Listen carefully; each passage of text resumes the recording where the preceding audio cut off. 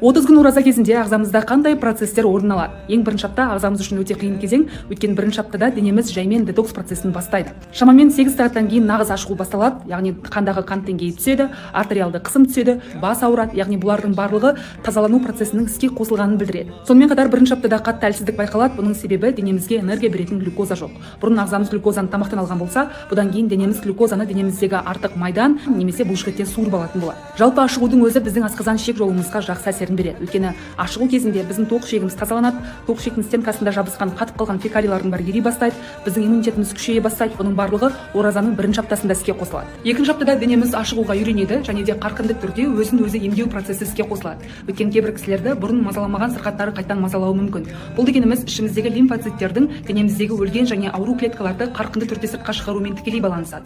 Оразаның 3 және 4 аптасында денеміз ашығуға үйренеді және де адам өзін өте жақсы сезіне бастайды. Деміміз тазарады,